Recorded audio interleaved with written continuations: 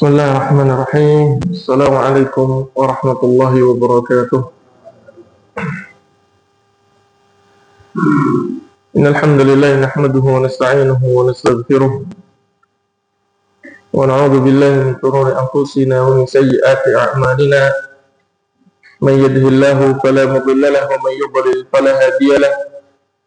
Asyhadu an la ilaha illallah wahdahu la syarika lahu wa asyhadu anna Muhammadan 'abduhu wa rasuluhu la nabiyya ba'dah. Qala Allah ta'ala fi kitabihil karim, ya ayyuhalladzina amanu taqullaha haqqa tuqatih wa la tamutunna illa wa antum muslimun.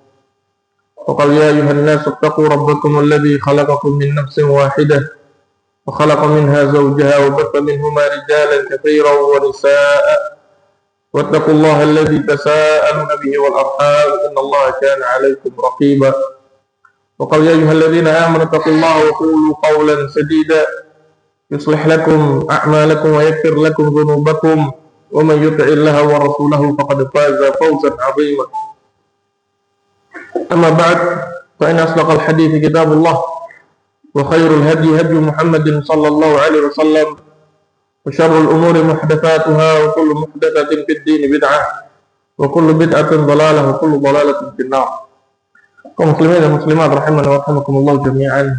Alhamdulillah, segala puji tentunya kita senantiasa haturkan hanya kepada Allah Subhanahu wa taala Rabbul Alamin. Yang tentunya tidak ada sembahan yang hak yang patut untuk disembah kecuali hanya Allah Subhanahu wa taala.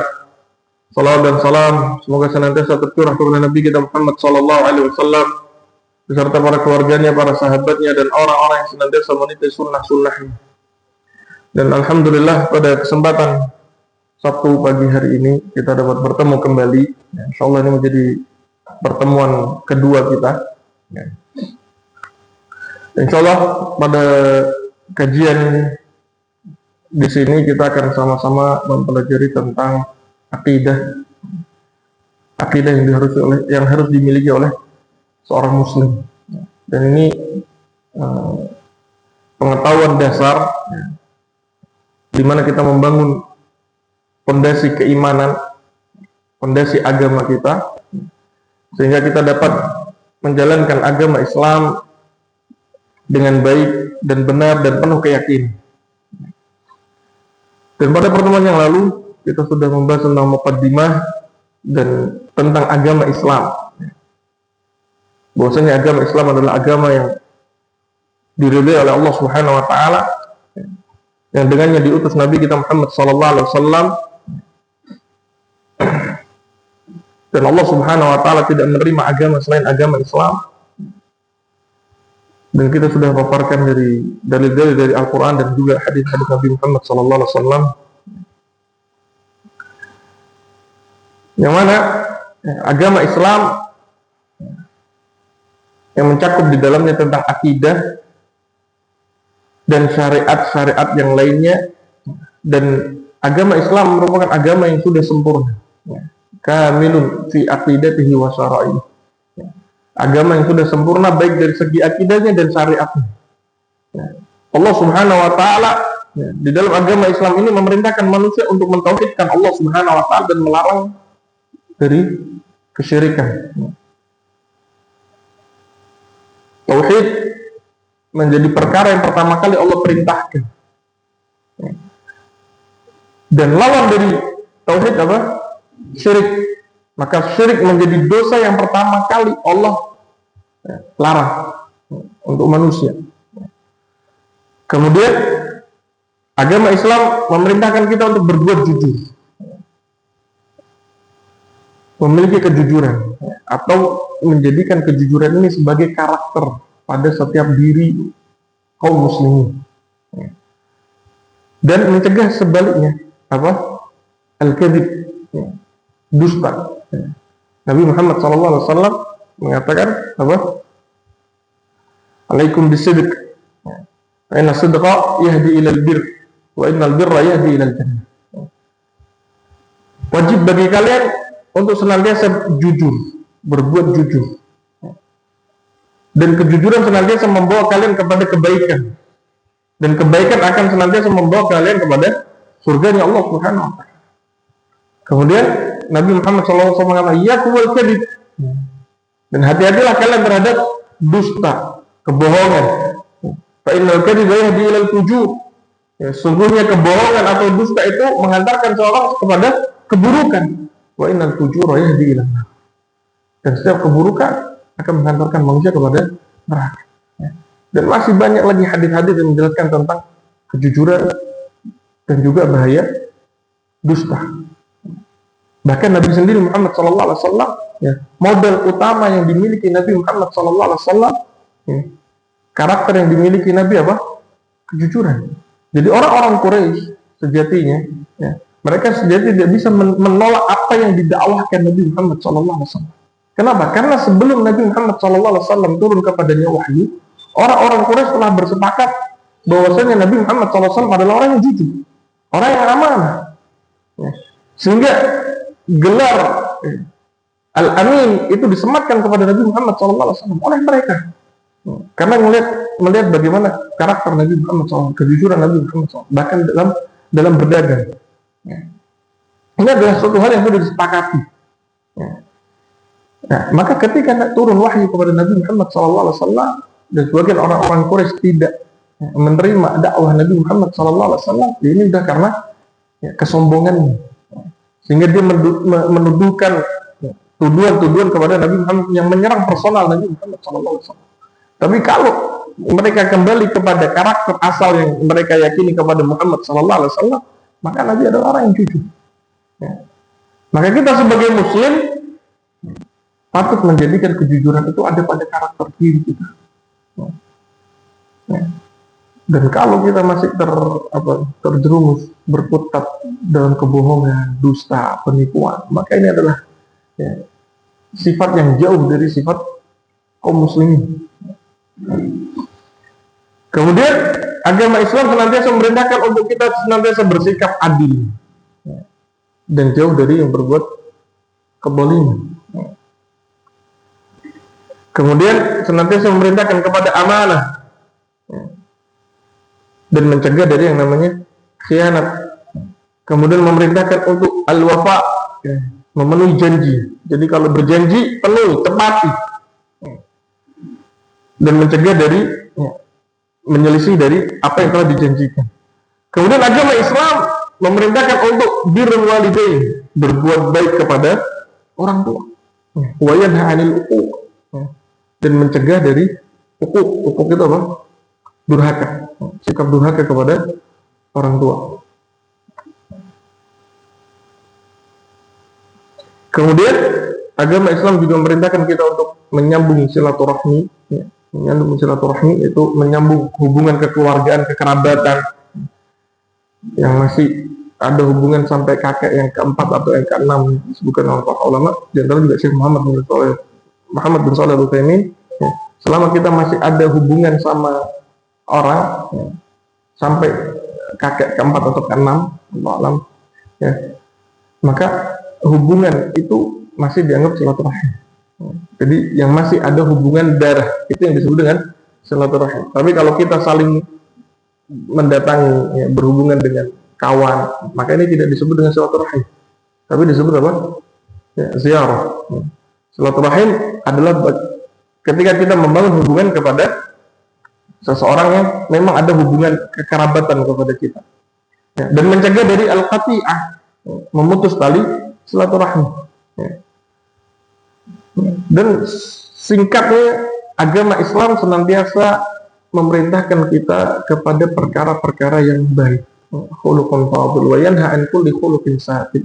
Dan Islam senantiasa mencegah dari sikap-sikap atau akhlak-akhlak yang buruk. Islam senantiasa memerintahkan kita untuk senantiasa beramal saleh dan mencegah kita dari berbuat atau amalan-amalan yang buruk. Inti dari agama Islam. Allah katakan dalam surat An-Nahl ayat ke-90, ya, innallaha ya'muru bil 'adli wal ihsan wa ita'i dzil qurba wa yanha 'anil fahsya'i wal munkari wal baghi ya'idukum la'allakum tadhakkarun. Ya, ini biasanya ayat ini disebutkan oleh para khatib Jumat, ya, di penghujung Jumatnya, ya, di ujung khutbahnya, ya, mengingatkan kita, innallaha ya'muru bil 'adli. Ya, jadi di penghujung Jumat kita diingatkan, Sesungguhnya Allah Subhanahu wa taala senantiasa memerintahkan kita untuk berbuat adil, wal ihsan, kebaikan. Kebaikan ini mencakup cakupannya banyak. Segala perbuatan baik itu diperintahkan oleh agama Islam. Wa ita'il qurba, dan berbuat baik kepada kerabat, wa yanha 'anil fahsya'i wal munkari wal baghi. Dan Islam mencegah dari keburukan, kemungkaran, dan sifat-sifat sikap-sikap melampaui batas. Ya'idukum la'allakum tadhakkarun. Ini semua peringatan bagi kalian agar kalian senantiasa mengingat. Jadi apa yang diperintahkan dalam Islam secara umum, secara global disebutkan di dalam surat An-Nahl ayat 90. Baik, kita masuk pada poin yang berikutnya tentang arkanul Islam, rukun Islam. Selama ini kita menghafal, ya kan? Rukun Islam ada berapa? Ada 5, kita tahu, ya kan? Bahkan kita juga alhamdulillah bisa menyebutkan, bersaksi dengan 2 kalimat syahadat, kemudian mengerjakan sholat, kemudian membayar zakat, puasa Ramadan, kemudian haji, ya kan? Tapi kalau kita ditanya dasarnya mana, dalilnya apa, baru di sini kita agak goyah, garuk-garuk kepala biasanya, ya. Baik, kita pelajari agar kita mengetahui dari mana dasar rukun Islam ini. Arkanul Islam di sini disebutkan oleh Syekh khususuhul lati yanbani 'alaiha. Jadi disebut arkan, rukun itu adalah fondasi yang akan dibangun di atasnya. Sehingga agama Islam kalau kita ibaratkan bangunan, maka ada 5 penopang yang di bawahnya. Ada 5 fondasi khusus yang akan dibangun di atasnya. Wal khamsatun, dan dia ada 5. Madhkuratun fima rawahu Ibnu Umar radhiyallahu anhuma anin Nabi sallallahu alaihi wasallam. Yang mana 5 fondasi ini, 5 rukun ini disebutkan di dalam hadis yang diriwayatkan oleh Ibnu Umar. Semoga Allah meridai keduanya.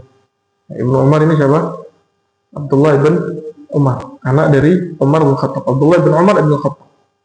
Semoga Allah meridai keduanya. Anin Nabi sallallahu alaihi wasallam, dari Nabi Muhammad sallallahu alaihi wasallam. Dan hadis ini diriwayatkan oleh Imam Al-Bukhari dan Imam Muslim. Nabi Muhammad sallallahu alaihi wasallam mengatakan, "Bunyal Islamu ala khamsah." Jadi yang menyebutkan tentang rukun Islam ada 5 itu siapa? Nabi Muhammad sallallahu alaihi wasallam. Nabi mengabarkan Islam dibangun di atas 5 hal, 5 perkara.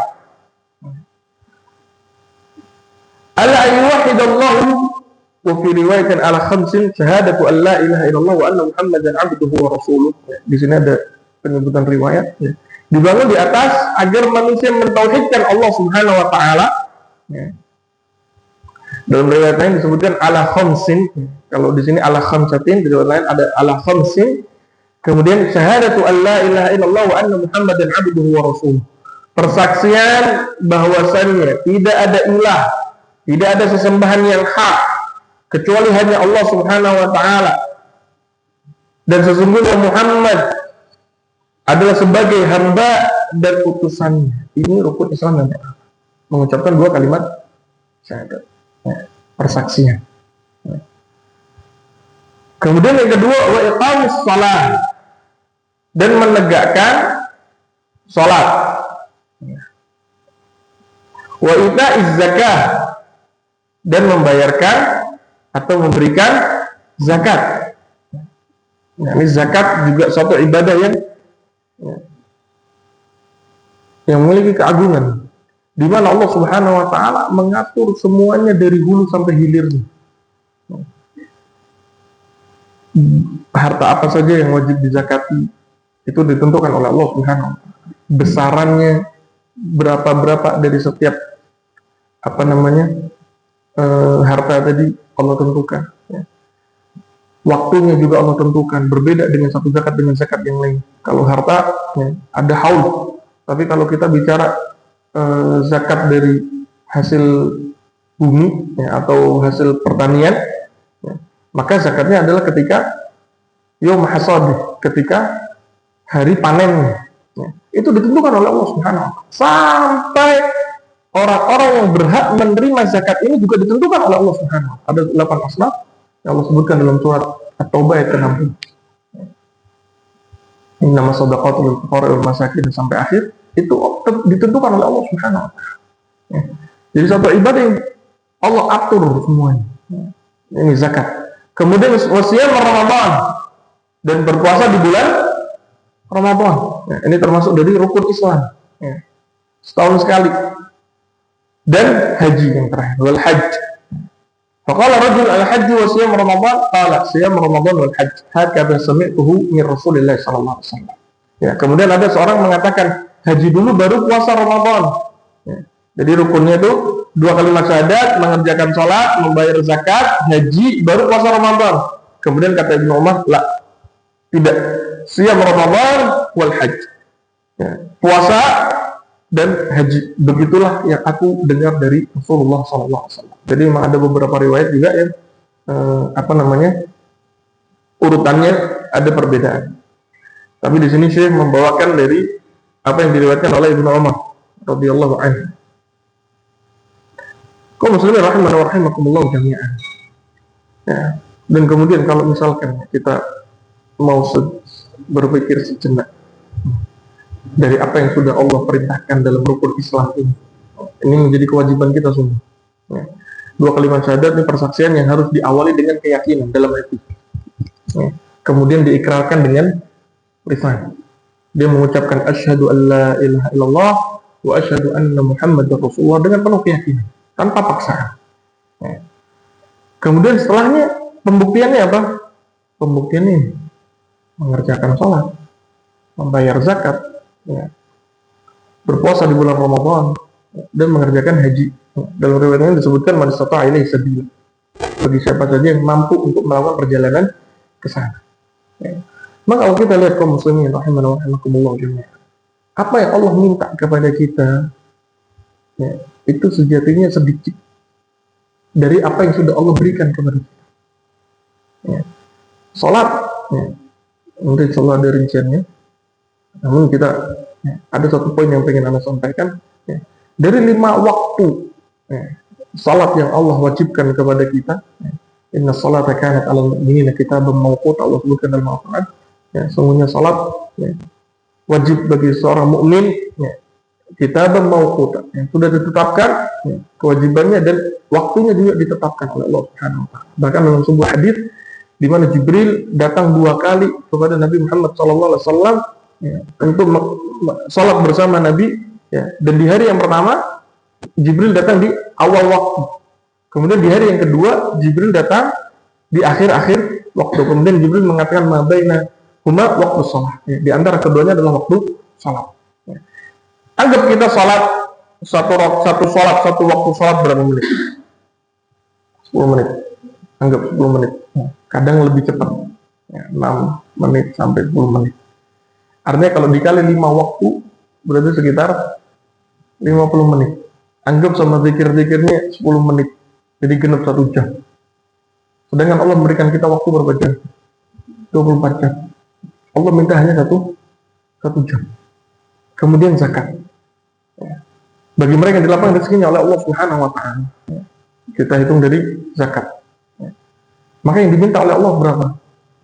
2,5%, rubu'ul usyur, ya. 2,5%.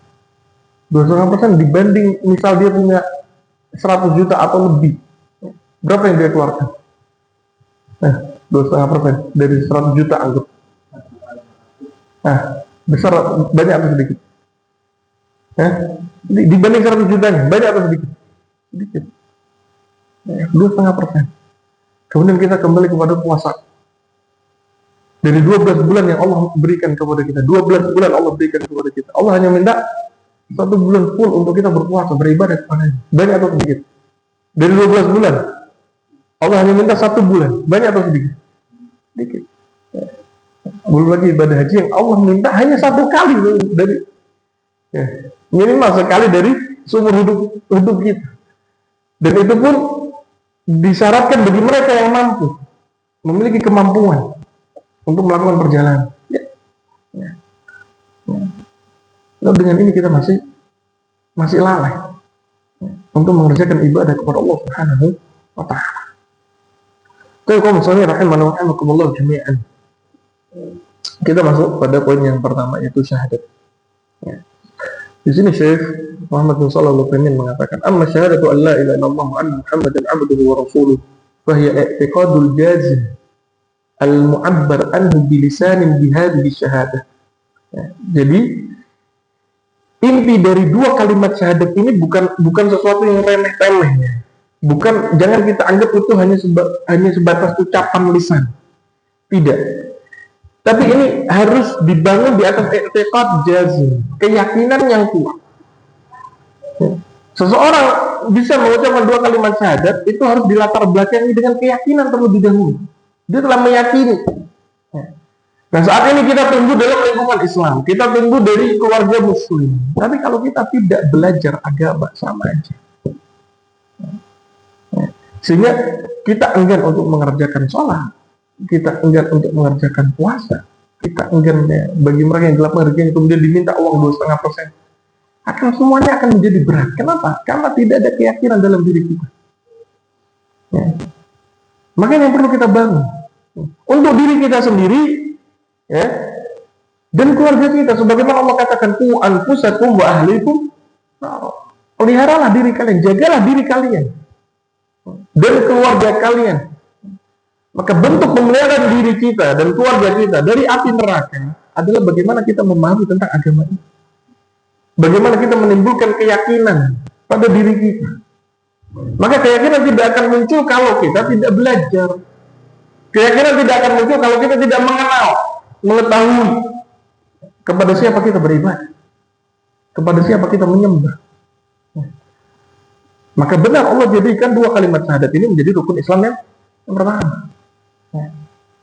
Tapi kita harus belajar tentang tauhid. Jadi keyakinan yang muncul, yang sudah terbangun dalam diri, ya, kemudian digambarkan, dibuktikan, ya, disampaikan dengan lisan, dengan mengucapkan dua kalimat syahadat. Ya. Sebagaimana kita menjadi saksi, misalkan kita menjadi saksi pada sebuah perkara, kemudian kita bersaksi dengan keyakinan kita karena kita melihat, kita mengetahui, ya, sehingga kita berani untuk memberikan persaksian. Begitu pula lah kita dengan agama Islam. Kita kenali agama Islam dengan baik. Ya. Kita kenali siapa Allah Subhanahu wa taala. Ya. Karena ini menjadi rukun Islam yang pertama, maka ini menjadi kewajiban yang pertama. Dan ini konsisten Allah sebutkan. Allah sebutkan, "Wa ma khalaqtul jinna wal insa illa liya'budun." Nah, ini tujuan di mana Allah menyebutkan, menjelaskan tujuan penciptaan manusia itu untuk beribadah kepada Allah Subhanahu, untuk mentauhidkan Allah Subhanahu. Ya, kemudian di ayat yang lain Allah sebutkan, "Wa laqad ba'atsna fi kulli ummatin rasula an i'budullaha wajtanibut taghut." Sungguh telah kami utus pada setiap umat utusan. Ada umat lagi ada utusannya. Ada umat ada utusannya. Dan semuanya seragam dakwah. Mereka mengajak an i'budullaha wajtanibut taghut. Sembahlah Allah Subhanahu wa taala dan jauhilah oleh kalian sesembahan-sesembahan selain Allah Subhanahu wa taala. Ya. Jadi ini awal kewajiban yang memang harus kita pahami. Ya. Kemudian Nabi Muhammad SAW secara konsisten juga 13 tahun di Mekah. Ya. Nabi diberitakan untuk mendakwahkan tauhid, mengenalkan dulu, menumbuhkan akidah, mengokohkan, menguatkan fondasinya. Sehingga ketika datang syariat-syariat setelahnya, kaum muslimin sudah siap. Karena dia sudah tahu kepada siapa dia beribadah. Dia sudah mengenal Allah Subhanahu wa taala. Maka pentingnya kita mempelajari tauhid, karena apa? Karena di situ ada konsep pengenalan. Dengan kita mempelajari tauhid, kita berkenalan terlebih dulu kepada Allah Subhanahu wa taala, kepada Rasulullah SAW, kepada agama Islam. Dan ini yang sedang kita lakukan. Saat ini kita berusaha untuk mengenali Allah. Ya, mengenali Nabi Muhammad SAW dan mencoba mengenali apa yang dibawa oleh Nabi Muhammad SAW, yang mana itu risalah dari Allah Subhanahu wa taala. Ini kita coba kenal. Tak kenal maka tak sayang. Ya, jadi patah dalam apa bahasa Indonesia aja, dalam masyarakat kita. Ya. Dan kita sepakati. Lalu bagaimana seorang muslim? Dia akan mengerjakan sholat, dia akan mengerjakan zakat, akan mengerjakan puasa di bulan Ramadan. Ya. Yang mana Allah perintahkan kita puasanya di siang hari, bukan di malam hari. Kalau di malam hari enak, kita jalani puasa dengan kondisi tidur. Tapi ini semua ibadah ini sifatnya adalah taklif, membebani, beban buat kita. Maka apabila kita tidak membangun fondasi keimanan terlebih dahulu, keyakinan kita kepada Allah Subhanahu wa Ta'ala, maka akan sulit pula untuk kita mengamalkan amal ibadah-ibadah ini. Sholat sehari 5 kali, kita masih banyak lihat kaum muslimin masih enggan mengerjakan sholat. Boro-boro datang ke masjid, sholat aja enggak. Masih banyak kaum muslimin seperti itu. Kenapa? Karena mereka tidak mengenal Allah Subhanahu wa Ta'ala. Masih banyak orang-orang kaya yang belum mau mengeluarkan 2,5% dari hartanya. Kenapa? Karena mereka belum mengenal Allah Subhanahu wa Ta'ala. Oleh karenanya Mu'adz ketika diutus oleh Nabi Muhammad SAW untuk berdakwah ke negeri Yaman, maka Nabi berwasiat kepada Mu'adz, ya Mu'adz, faltakun awwal ma tad'uhum la ilaha illallah. Jadi karena hal yang pertama kali kau dakwahkan apa? La ilaha illallah. Ajak mereka kenal dulu sama Allah Subhanahu wa Ta'ala. Kemudian Nabi berwasiat, fa innahum ata'uka lidzalik. Kalau mereka penduduk Yaman ini sudah taat kepadamu tentang la ilaha illallah, baru ajarkan fa'alimhum, ajarkan lagi kepada mereka, innallaha iftarada alaihim 5 shalawat min kulli yawm wa lailah. Baru ajarkan kepada mereka bahwasanya Allah mewajibkan mereka salat 5 waktu. Fa innahum ata'uka lidzalik. Kalau mereka sudah taat kepadamu di permasalahan salat, fa'alimhum, ajarkan lagi kepada mereka, innallaha iftarada alaihim shadaqatan tu'khadhu min adniyahim wa turaddu 'ala fuqara'ihim. Ajarkan kepada mereka bahwasanya Allah mewajibkan sedekah, yang mana sedekah ini diambil dari si kaya dan dibayarkan kepada si miskin. Jadi ada tahapan. Begitupun pula kita akan sangat sia-sia ketika kita sudah memeluk agama Islam, agama yang sempurna, agama yang diridhai oleh Allah Subhanahu wa Ta'ala, namun kita menjalani ini dengan tanpa keyakinan. Kita menjalani ini semua tanpa kita melanjutkan konsekuensi setelahnya. Karena pada pertemuan yang lalu kita sudah menyebutkan di mana Allah Subhanahu wa Ta'ala berfirman apa?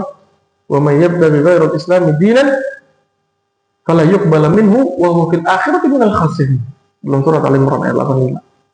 Ya, Allah sudah mengatakan barang siapa yang menginginkan agama selain Islam, maka Allah tidak akan menerima darinya dan dia nanti di akhirat termasuk dari orang-orang yang merugi. Ini sudah kita jelaskan. Dan setiap dari kita secara sifat tabiat kita akan menghindari yang namanya kerugian. Kita selalu mencari keuntungan. Maka sebuah keuntungan ketika kita sudah memeluk agama Islam. Namun Islam bukan hanya sekedar klaim. Islam bukan hanya sekedar ucapan, harus ada pembuktiannya. Oleh karena 2 kalimat syahadat ini harus berasal dari keyakinan. Kemudian dia persaksikan dengan lisan, disebutkan dengan penuh keyakinan, dia bersaksi bahwasanya tidak ada ilah. Di sini dia harus batalkan semua Tuhan-Tuhan selain Allah Subhanahu wa Ta'ala. Dan dia pastikan yang berhak menjadi Tuhan, yang berhak untuk disembah, yang berhak menjadi Rabb siapa? Allah Subhanahu wa Ta'ala. Jadi ini kita masih belum membahas secara spesifik tentang kalimat ini, kalimat la ilaha illallah. Di dalamnya ada 2 rukun. Di dalam kalimat la ilaha illallah ada dua rukun. Rukun yang pertama apa? Rukun nafi, peniadaan. Rukun yang kedua adalah rukun itsbat, penetapan. Jadi la ilaha ini menjadi rukun yang pertama. Jadi kita harus mempersaksikan dan atas keyakinan kita harus meyakini bahwasanya tidak ada sesembahan. Kalau kita ditanya di muka bumi ini ada nggak sesembahan selain Allah?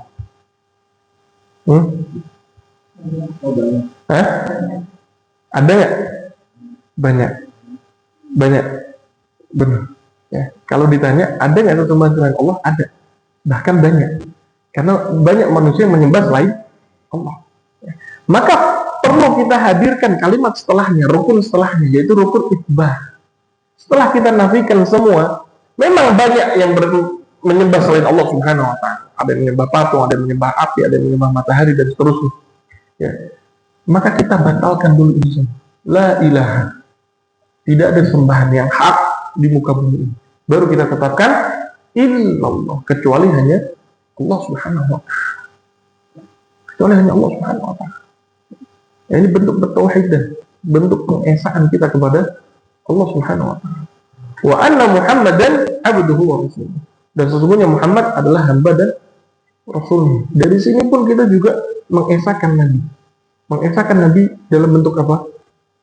Ittiba. Mengikuti.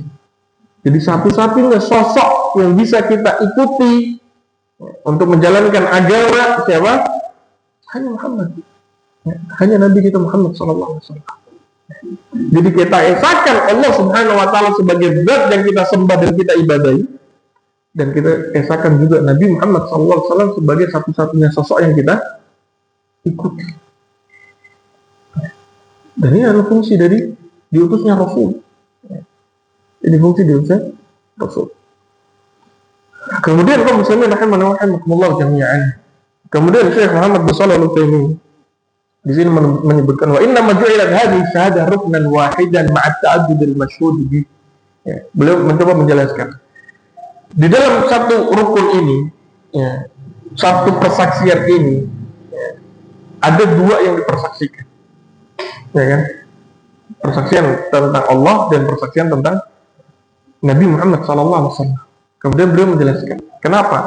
Karena ya, salah satunya karena ada Rasulullah SAW merupakan muballigh, sosok yang akan menyampaikan apa-apa yang datang dari Allah Subhanahu wa Ta'ala kepada manusia. Fasyahadatu lahu bil ubudiyyah wa risalah min tamam syahadati alla ilaha illallah. Maka persaksian, ketika kita mempersaksikan bahwasanya Muhammad adalah hamba dan utusan Allah, maka ini akan menyempurnakan persaksian kita bahwasanya tidak ada sembahan yang hak kecuali hanya Allah Subhanahu wa Ta'ala. Alasan yang pertama. Atau bisa jadi yang kedua, walianna hataini syahadatain asasu sihhatil a'mali wa qubulha. Ya. Karena dua syahadat ini menjadi alasan atau fondasi, ya, agar amalan yang kita kerjakan itu menjadi amalan yang sah dan dapat diterima. Jadi ada dua syarat. Ya, jadi para ulama menyimpulkan, ya, ada dua syarat yang harus kita penuhi agar ibadah-ibadah selanjutnya yang kita kerjakan dari sholat, zakat, puasa, dan haji agar diterima. Syaratnya apa? Syaratnya dua, dan itu tersimpulkan dari dua kalimat syahadat. Syarat yang pertama adalah ikhlas. Jadi setiap rukun yang datang setelahnya kita kerjakan memang murni karena Allah Subhanahu wa Ta'ala. Karena kita sudah dibawa dengan keyakinan tadi, sehingga kita sebutkan persaksiannya dengan lisan kita, dan kita kerjakan amalan-amalan tadi ikhlas karena Allah Subhanahu wa Ta'ala. Kita tidak mengharapkan dari amalan-amalan tadi pihak manapun selain Allah Subhanahu wa Ta'ala. Kemudian yang kedua, syarat yang kedua apa? Mutaba'ah. Senantiasa mengikuti Nabi salatnya. Nabi salat. Maka jadikan salat kita sebagaimana salatnya Nabi Muhammad SAW. Nabi membayar zakatnya. Nabi bersedekah. Maka jadikan sedekah kita atau zakat kita sebagaimana yang sudah diajarkan oleh Nabi kita Muhammad SAW. Nabi kita puasa nggak di bulan Ramadan? Puasa. Maka jadikan puasa kita sebagaimana puasanya Nabi Muhammad SAW. Nabi mengerjakan ibadah haji. Nabi kerjakan ibadah haji. Maka jadikan ibadah kita sebagaimana ibadah yang dikerjakan oleh Nabi Muhammad SAW. Bahkan Nabi sudah mengatakan, ya, Nabi mengatakan apa? Sallu kama ra'aitumuni usolli. Salatlah kalian sebagaimana kalian melihat aku salat. Jadi perlu kita ajari, kita belajar bagaimana cara salatnya Nabi Muhammad SAW. Kita belajar. Dan Nabi Muhammad SAW belum ketika kesempatan haji, Nabi mengatakan khudhu anni manasikakum. Ambillah dariku oleh kalian apa? Tata cara manasik. Maka akan menjadi sia-sia ketika kita beribadah namun kita tidak mengikuti cara ibadahnya Nabi Muhammad SAW. Sia-sia Nabi. Fungsi Nabi ini menjadi sia-sia. Karena diutusnya Nabi Muhammad SAW untuk diikuti. Dan itu menjadi metode yang paling mudah bagi kita. Kita menjalankan agama ini simpel. Tugasnya apa? Mencontoh. Kita dalam menjalankan agama, tugas kita hanya satu, mengikuti ittiba. Siapa? Nabi Muhammad SAW. Gak perlu kita adakan ritual ini, ibadah ini, keyakinan ini. Cukup apa yang dikerjakan Nabi, itu yang kita kerjakan. Apa yang tidak Nabi kerjakan ketika itu juga kita tidak kerjakan hari ini. Tentunya dengan ketentuan-ketentuan, dengan kita belajar.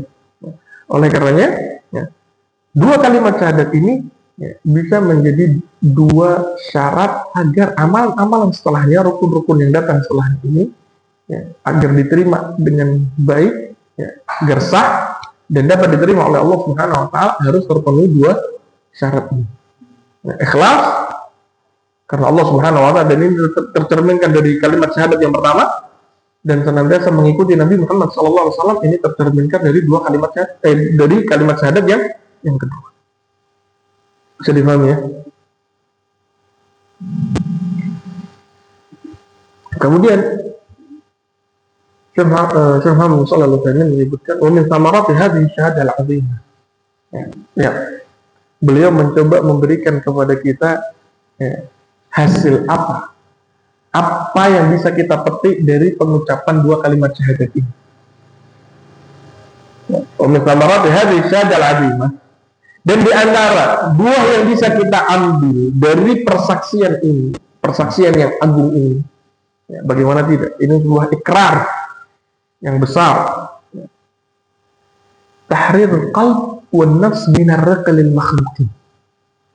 Ini harus digarisbawahi. Membebaskan hati dan jiwa dari penghambaan kepada makhluk.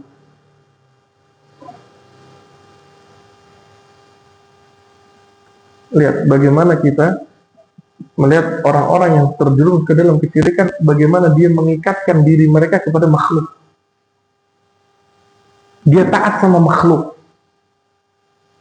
Dia taat sama syaitan misalnya.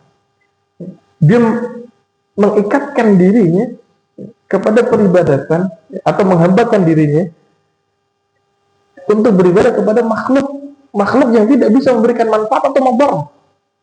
Sebagian orang beribadah kepada makhluk, hewan misalkan, dia agungkan hewan, padahal hewan itu tidak bisa memberikan manfaat atau mudarat kepadanya. Memang kita harus menjadi seorang budak, tapi kita harus tentukan siapa yang menjadi tuannya, dan yang berhak menjadi tuan siapa? Allah Subhanahu wa Ta'ala. Karena Allah yang memberikan maslahat dan mudarat. Allah yang memberikan kesempatan kita untuk hidup. Allah sebutkan dalam Al-Quran, "Huwallazi khalaqal mauta wal hayah." Allah sudah sebutkan, dialah zat yang telah menciptakan kehidupan dan kematian dan kehidupan. Dan dilanjutkan, dia berwakil ayyukum ahsanu. Untuk menguji kalian, siapa di antara kalian yang paling baik amalannya. Tapi di sini, poinnya adalah Allah yang menciptakan hidup dan mati. Maka dialah yang berhak untuk kita ikatkan diri kita untuk beribadah kepadanya. Kita menjadi budaknya Allah Subhanahu wa Ta'ala. Berbeda ketika seseorang, ketika dia terjebak dalam kesyirikan, dia masih mengikatkan kepada makhluk. Dia beribadah kepada Allah Subhanahu wa Ta'ala misalkan. Tapi untuk masalah rizki, dia masih meyakini ada makhluk yang bisa memiliki potensi atau membantu dia untuk memberi dia rizki. Penglaris misalkan, jimat-jimat atau apalah, yang juga nggak tahu. Tapi mereka yakin kalau mau kaya harus begini. Mereka benar. Ini kebodohan. Yang coba diangkat oleh agama kita, agama Islam, oleh Nabi Muhammad SAW, mengangkat mereka, memindahkan mereka dari masa jahiliyah kepada masa ilmu, cahaya. Karena mereka menyembahkan, menjadikan dirinya kepada makhluk. Dan dengan dua kalimat syahadat ini kita bebaskan diri, kita merdekakan diri kita dari peribadatan kepada makhluk. Ini tujuan yang sangat agung, mulia. Dan benar apa yang dilakukan oleh Syekh Muhammad bin Shalih Al-Utsaimin di sini. Buah yang sangat berharga. Bagaimana kita menjadikan kita untuk tunduk dan patuh hanya kepada Allah Subhanahu wa taala. Wa minal ittiba'i li ghairil mursalin. Dan membebaskan diri kita dari mengikuti kepada selain utusan Allah Subhanahu wa taala. Banyak orang-orang yang masih mengikuti orang lain. Panutan dia manusia biasa yang tidak turun kepadanya wahyu. Adapun dengan kita mempersaksikan ini, kita menjadikan diri kita hanya mengikuti sosok yang turun kepadanya wahyu.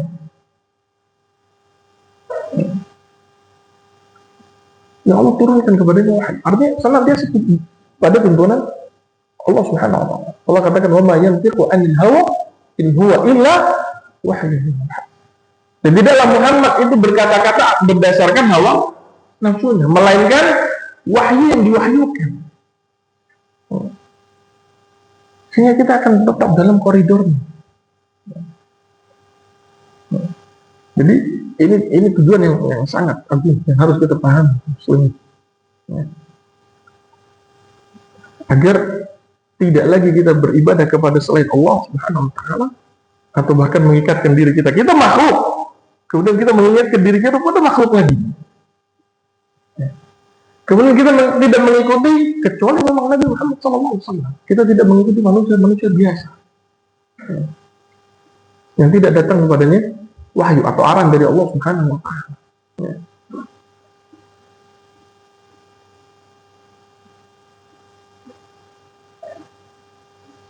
Kemudian kaum muslimin rahimana wa rahimakumullah jami'an. Kita masuk pada poin yang kedua dari rukun Islam. Rukun yang kedua yaitu apa?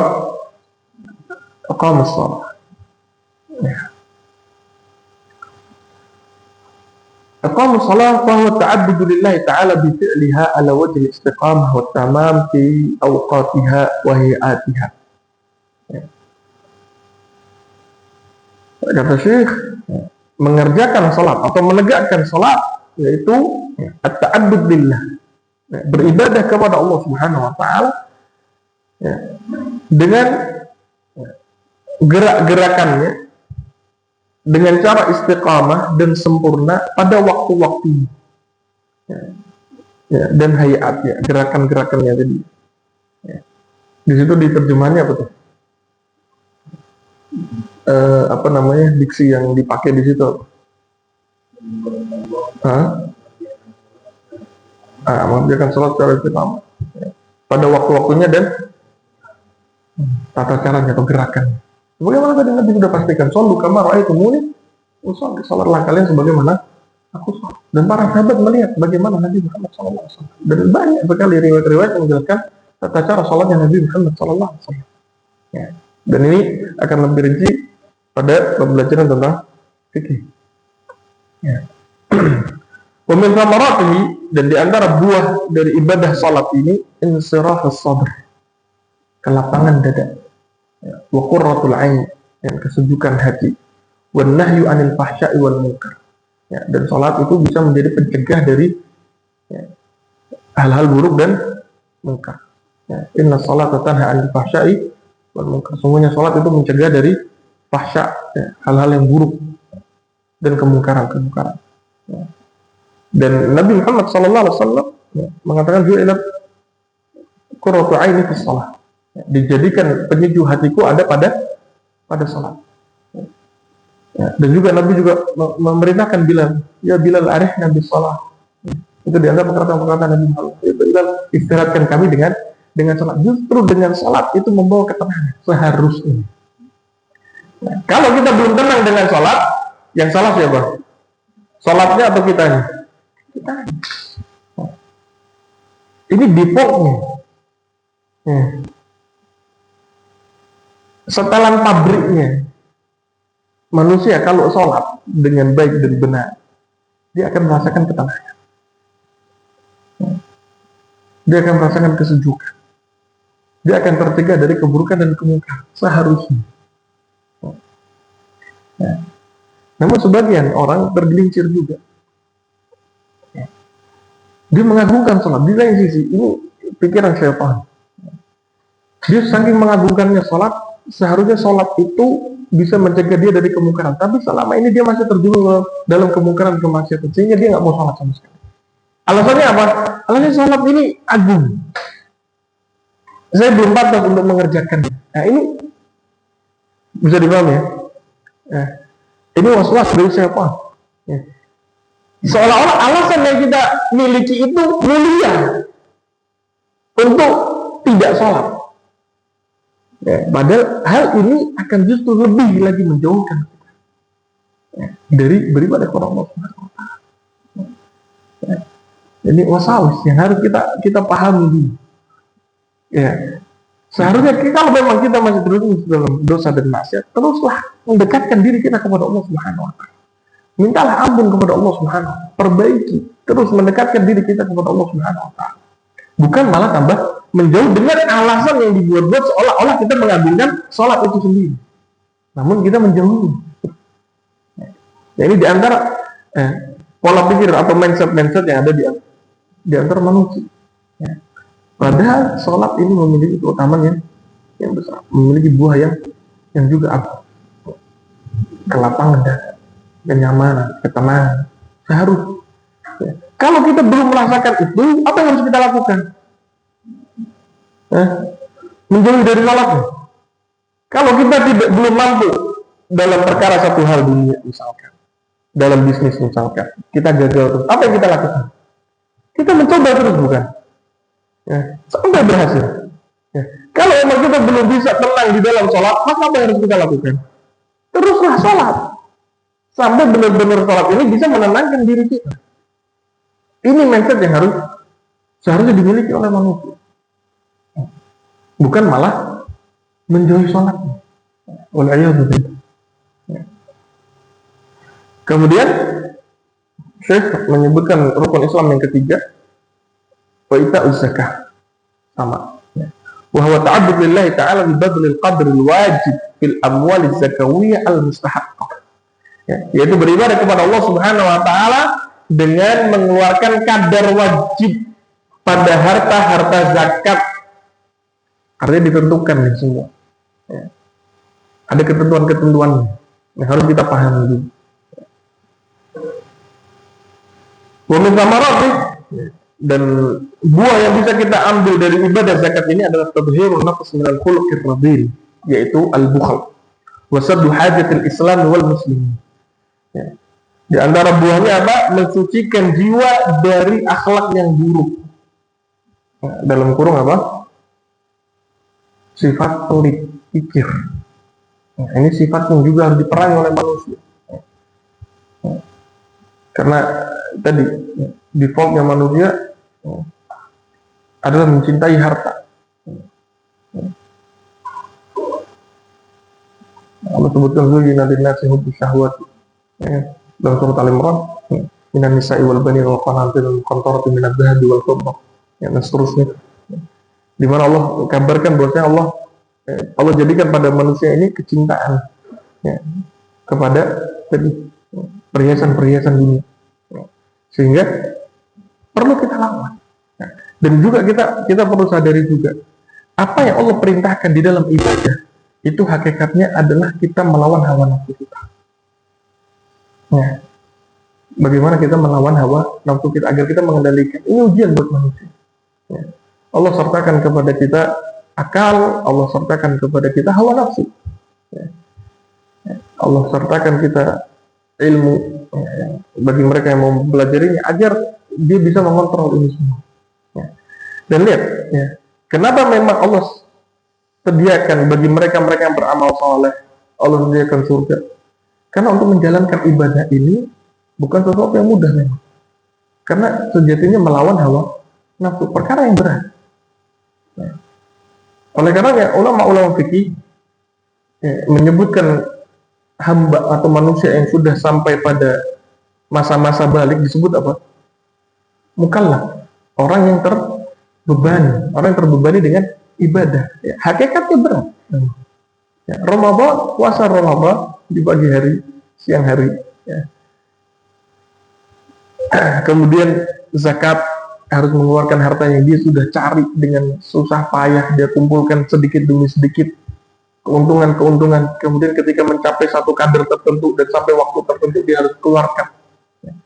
Ini kalau bukan ada keimanan di sana, ini sesuatu yang berat. Sholat sehari 5 kali harus kita ulang dengan waktu-waktu yang berbeda. Terkadang ada waktu yang berdekatan, apalagi kalau kita sedang sibuk bekerja. Ini cobaan berat bagi manusia. Bagaimana dia harus melawan hawa nafsu. Nah, itu semua tujuan untuk zakat. Ada sifat yang tertanam pada diri kita itu bukhul, pelit.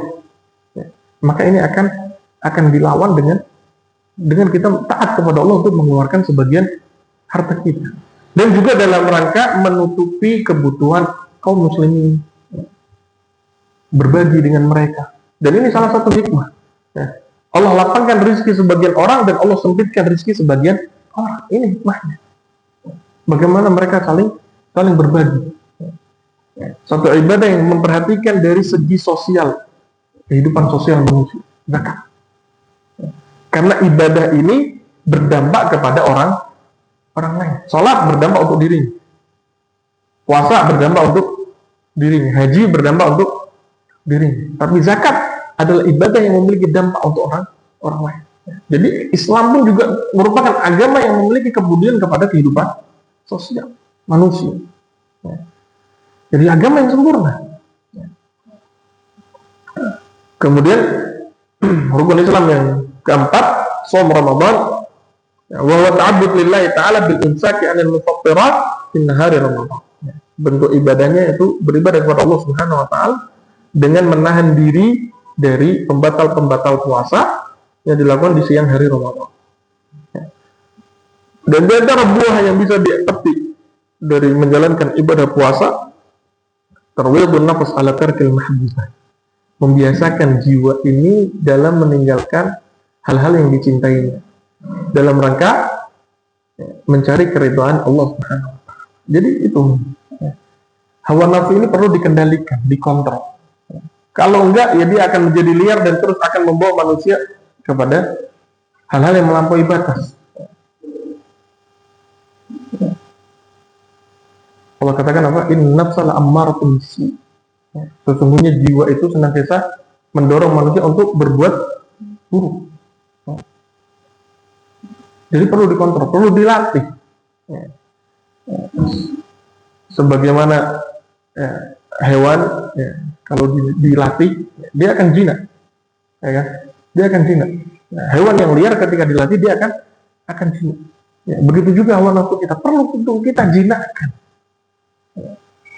Agar dia bisa kita kontrol dan bisa kita bawa dengan akal kita, dengan keimanan kita. Bukan sebaliknya.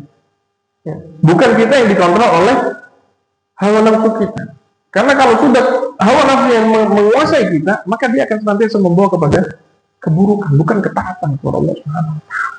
Maka patut bagi seseorang yang mampu istiqomah, mampu taat, mampu bersabar dalam ketaatan, Allah sediakan pahalanya besar. Karena bukan perkara yang mudah untuk menjinakkan ini. Tapi dia akan, ketika dia sudah jinak, dia akan mudah untuk dikendalikan. Kita bawa diri kita untuk sholat mudah. Kita bawa diri kita untuk berpuasa, menjalankan ibadah-ibadah ketaatan akan mudah. Kalau kita memahami konsep-konsep ini, bagaimana seharusnya kita berhubungan dengan diri kita sendiri.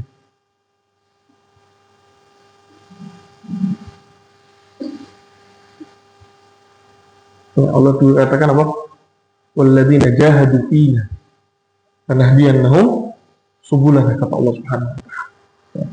Jadi bagi mereka-mereka yang mau berupaya, jadi upaya berjihad kita, melawan diri kita sendiri ini merupakan upaya yang besar. Dan bagi mereka yang mau melakukan itu, maka Allah akan berikan jalan. Allah berikan dia petunjuk. Yang penting bagaimana kita bermujahadah. Ya. Sebagian orang lagi-lagi nggak mau. Ya. Untuk akhwat misalkan. Ya. Contoh kasus. Ya. Mereka belum memakai hijab misalnya, kerudung. Ya. Biasanya perkataannya apa yang banyak tersebar di masyarakat kita. Saya lebih baik mengkerudungi hati saya dulu. Ini perkataan lagi-lagi berdasar dari apa? Seolah-olah baik niatnya, berangkatnya. Tapi bukan itu ya caranya. Caranya bagaimana kita membiasakan diri kita. Kita upayakan diri kita untuk terus taat kepada Allah Subhanahu. Kalau sudah itu yang kita upayakan, maka Allah akan mudahkan begini jalan. Oh, saya menunggu hidayah. Ya, hidayah diupayakan ya. Rizki yang sudah Allah pastikan akan datang kepada kalian pun kalian berupaya untuk mencarinya. Ya. Bahkan tak kenal lelah, tak kenal waktu. Ya. Bahkan kalian serabut juga antara yang halal dan haram hanya untuk memastikan kalian mendapatkan harta. Tapi untuk hidayah ditunggu. Saya nunggu hidayah. Ya. Ya. Ini perkataan-perkataan di mana manusia ini tidak mengenali konsep agama ini. Ya. Itu perlu diperjuangkan. Ya. Sebagian lagi laki-laki yang sedang berusaha untuk menggait wanita, diupayakan juga. Semua yang berhubungan dengan nafsunya akan diupayakan. Inna nafsal ammaratun bisu. Tapi untuk sesuatu yang tidak sesuai hawa nafsunya, dia cenderung tunggu. Padahal baliknya. Ini yang diinginkan Allah Subhanahu wa taala. Bagaimana kita memaksakan diri kita untuk terus taat, tunduk kepada Allah Subhanahu wa taala. Dan dengan itu Allah akan mudahkan. Ketika kita mampu berhasil menundukkan hawa nafsu kita, maka semua itu akan mudah untuk kita jalankan. Sholat mudah, zakat mudah, nggak ada lagi rasa gondok ketika kita harus mengeluarkan 2,5% kita. Kita mungkin tadi baru itu dari 100 juta. Gimana kalau uangnya 1 miliar? Bagaimana kalau uangnya 2 miliar, 1 triliun? Berapa 2,5%-nya? Berat bagi kita untuk mengeluarkan sekian harta itu. Tapi kalau kita sudah memahami, akan dengan mudah menjalankan ibadah haji. Mungkin dia akan melakukan berkali-kali jika mampu. Dan terus ketaatan yang lain. Kemudian rukun Islam yang terakhir, haji. Wa huwa ta'abbud lillahi ta'ala bi qasdil baitil haram liqiyam bi sya'airil hajj. Itu ibadah dengan bermaksud untuk menuju Baitul Haram untuk mengerjakan syiar-syiar haji, untuk menegakkan syiar-syiar Islam.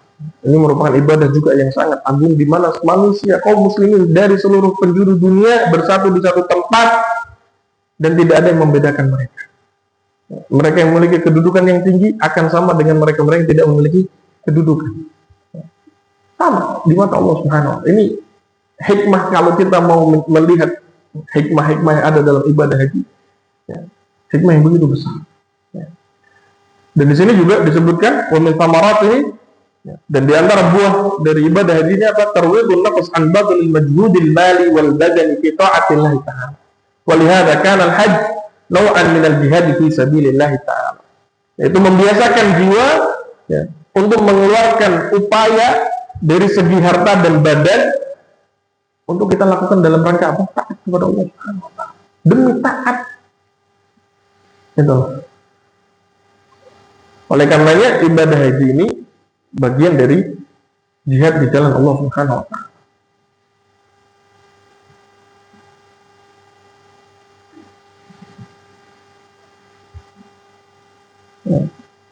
Wa hadhihi thamarat allati dzakarnaha li hadhihi al-usus wa ma lam nadhkurhu taj'al minal ummah ummatan islamiyyah tahiratan naqiyatan tadinu lillahi dinal haqq wa tu'amilul khalqi bil adli was sidq lianna ma siwaha min syara'il islam yasluh bi salahi hadhihi al usus wa tasluhu ahwalul ummah bi salahi amri diniha wa yafutuha min salahi ahwaliha biqadri ma fataha min salahi umuri diniha. Ya.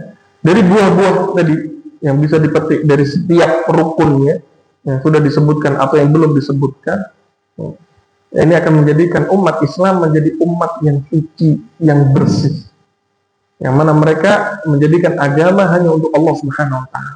Mereka akan bermuamalah, berhubungan dengan keadilan dan kejujuran, ya.